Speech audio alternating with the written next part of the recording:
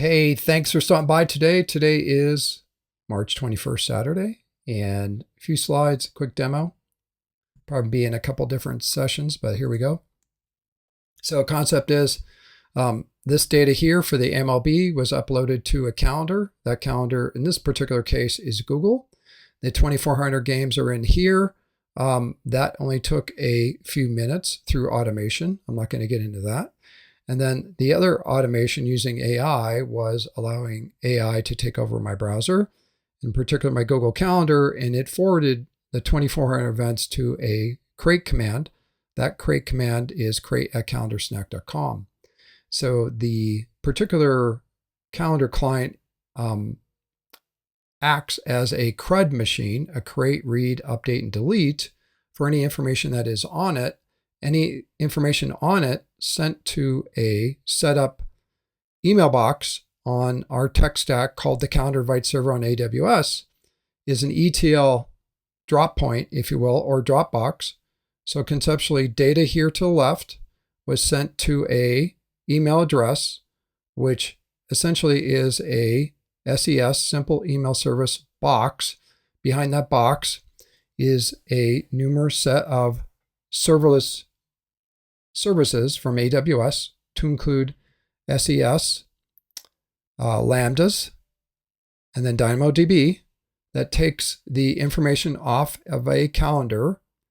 It pumps it to a Dropbox.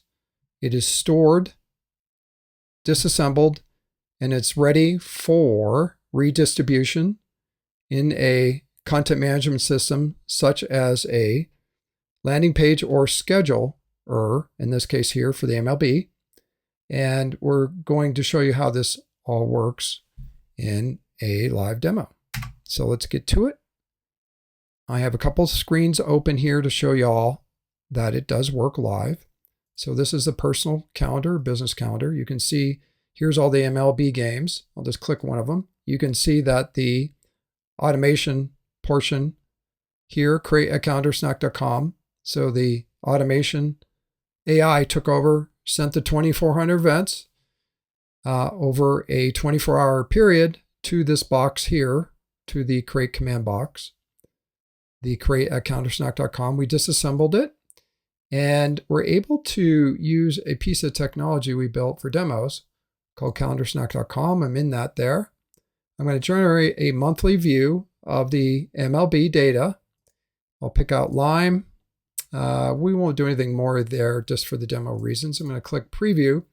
And what I'm doing is generating the content out of the Calendar Invite Server on AWS, in which we built. You can see I'm loading up some more data here. We do a lazy load technique. Since it's 2,400 games, don't want to overload the browser itself. But it's a great piece of application and tech around the ability to visualize. You can see my green bubble showing up there. I'm going to go into Monday, June 1st. And you can see our game schedule for June 1st. There's 9 events. And what I'm going to do is take on the persona of the organizer shared it with someone like Zach. Zach's going to put his email address in there. He's going to click send the calendar invite a couple times. For 6/1, 4/40, 4/45, and 5/10, the calendar invites just got sent to Zach's email box right there. Those 3 games have showed up. Zach's going to accept yes to those games. And what the organizer can do is send out merch, tickets, or third-party promotions to now his calendar downstream, knowing that he's somebody interested in those games. So that's a quick demo how this tech stack works. Now, kind of a key piece to the technology is these buttons here, when you click, what we've done is take this information off the business calendar, and when we ETL it, extract, transform, and load, we store it using Lambdas, and then upon recall in a page, when someone puts their email address in there, clicks the calendar invite button, we go to the UID for this particular game here for Tampa Bay versus Detroit Tigers. This is round 10, 6/2, 4:40 p.m. This data is stored in DynamoDB, but the cool thing is we take this data, we reassemble it using the AWS SES Raw API, which allows us to assemble all the components of a calendar invite that have been embedded into a schedule page. And with one click, the consumer can click the button and get the calendar invite on the page like I just showed you all over here with Zach. So there's Zach's calendar invites. So what we're going to do is take on the persona now of, let's see here, get our dates right, which is always a challenge when working 24-hour games. So Zach received this one for June 1st. So here's June 1st over here. That was a 4:40 game for Tampa Bay. So here's the data on the calendar over here, the organizer, which is Greg over here. This is the organizer's calendar. And because we're mapping the content off the calendar, Greg can actually go in, and I'm Greg on this persona today. I'm going to go in and change something here, saying stop by booth 876 for some merch and discounted tickets for the MLB. So I'm just going to put a little message in there for Zach.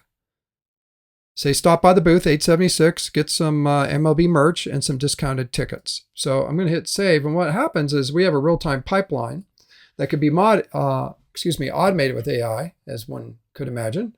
And you'll see that I updated the data here, and what's going to happen downstream is our pipeline's live, and Zach downstream will receive a updated calendar invitation because all this stuff is cemented with our APIs that listen and can update on the fly. So there it is there. Zach just received a updated calendar invitation from the organizer over here. And what happened in the middle is it actually hit our gateway. And then from a pipeline standpoint, we updated it.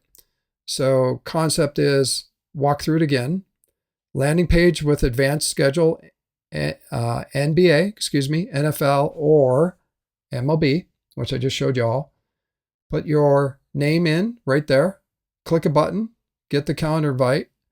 Calendar invite data is tracked here by organizer snapshot. We can determine how many events were sent, how many people essentially RSVP'd, and then at a granular level, we can figure out who has accepted down here via email report. But as important, we can actually update information here using our APIs right here in this kit. So the organizer can go back in, essentially update the pipeline by just changing it in their calendar, personal calendar. And then this whole process gets pipelined out and then aggregated into the display pages. And then anybody that has received a calendar invite downstream will get an updated calendar invite. Now you could imagine AI on the front taking care of all this work, AI logic with the lambdas carrying out the work, and the visualizations themselves being carried out the work in various visual displays with the new front-end disposable web. Thanks for stopping by.